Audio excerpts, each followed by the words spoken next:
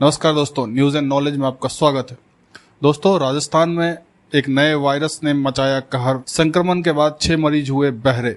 जी हाँ दोस्तों, आइए जानते हैं कि जयपुर में ये कौन सा नया वायरस का कहर मचा है जिससे 6 लोग बहरे हो गए हैं, यानी कि 6 लोगों को परमानेंटली सुनाई देना बंद हो गया है। दोस्तों, राजस्थान में बेहद खतरनाक मम्प्स वायरस ने कहर बरपाना शुरू कर दिया है।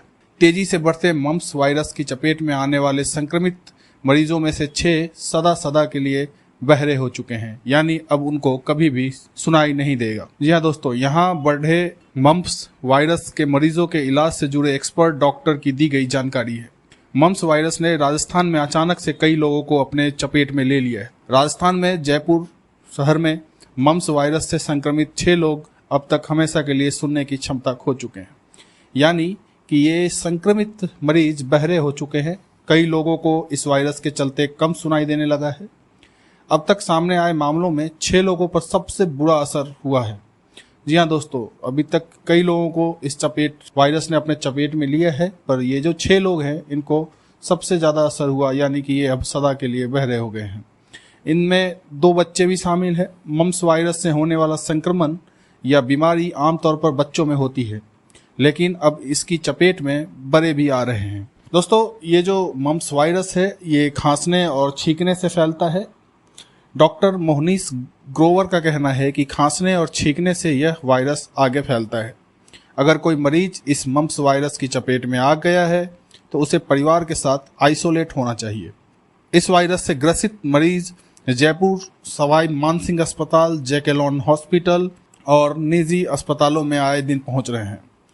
दोस्तों, डॉक्टर ग्रोवर ने बताया कि पहले 2-3 महीने में एक आध मरीज सामने आते थे। साल भर में 5 से 7 केस ही देखे जाते थे, लेकिन अब हर महीने 50 से ज़्यादा केस आने लगे हैं। बच्चों में यह ज़्यादा फैला हुआ है। दोस्तों, इसका टीका है, पर ये अभी टीका कार्यक्रम में शामिल नहीं है। जी हाँ दोस्तों, मम्प्स वायरस का टीका अवेलेबल है। ऐसा नहीं है कि इसका भी टीका नहीं बना है। टीका बना हुआ है, पर भारत का जो टीकाकरण कार्यक्रम है उसमें इसे शामिल नहीं किया गया। ऐसी बात नहीं है कि इस बीमारी से बचने का कोई टीका नहीं है। टीका है, लेकिन यह टीका बच्चों के टीकाकरण में शामिल नहीं है। अगर 2 साल से कम उम्र के बच्चों को मम्प्स का टीका लग जाए तो सुनने की क्षमता खत्म करने वाली इस बीमारी से बचा जा सकता है। सामान्य रूप से अगर कोई मरीज मम्प्स की चपेट में आते हैं तो 2 सप्ताह के इलाज के बाद ठीक हो जाते हैं। कुछ गंभीर मामलों में 2 सप्ताह से अधिक समय भी लग सकता है। जी हाँ दोस्तों, इसमें यदि सही से इलाज चलता है तो 2 सप्ताह तक का वक्त रहता है, पर हो सकता है कि इससे ज़्यादा समय भी लग जाए, पर देरी होने पर यह घातक हो जाता है। SMS अस्पताल के वरिष्ठ आचार्य डॉक्टर ग्रोवर का कहना है कि समय पर इलाज नहीं मिलने से इसका संक्रमण दिमाग तक फैल जाता है। वायरस के कारण बच्चों के ब्रेन, किडनी और हार्ट पर भी असर पड़ता है। पिछले 1 महीने में 2 बच्चे मम्प्स के चलते अपने सुनने की क्षमता खो चुके हैं। 4 अन्य मरीज भी हैं जो हमेशा के लिए बहरे हो गए हैं। फिलहाल इस बीमारी को चिन्हित करके रिपोर्टिंग नहीं की जा रही है। ऐसे में इस बीमारी से ग्रसित मरीजों का सही आंकड़ा सरकार के पास भी नहीं है। मौसम बदल रहा है, इसलिए तेजी से फैल रहा है यह वायरस। जी हाँ दोस्तों, मौसम के बदलाव के साथ ही यह वायरस तेजी से भी फैलता है। इन दिनों प्रदेश में मौसम बदल रहा है। सर्दी की विदाई के बाद अचानक गर्मी आ गई है, तो बदलते मौसम में वायरस ज़्यादा एक्टिव हो जाते हैं। सामान्य बुखार होने पर कई मरीजों में 1 से 2 सप्ताह तक इसके लक्षण सामने नहीं आते। बाद में तेज बुखार, कान के आसपास सूजन, सिर दर्द और मांसपेशियों में दर्द होने लगता है, तब इसका पता चलता है।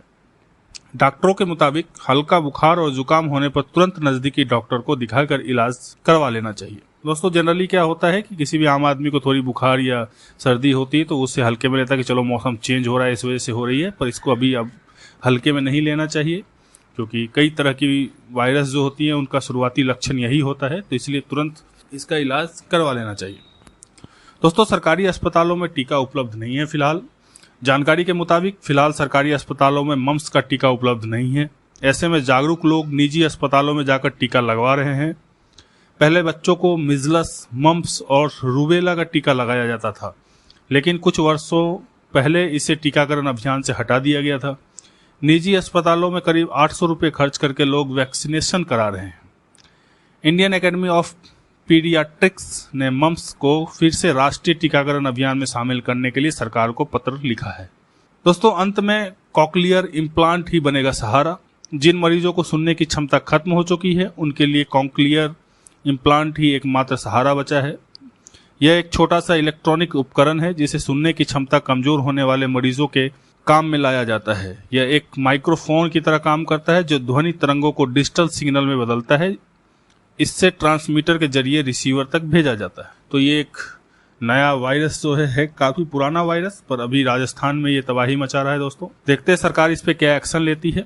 जो कुछ भी अपडेट आता है इस वायरस और इस न्यूज से संबंधित तो आपको जरूर सूचित करेंगे।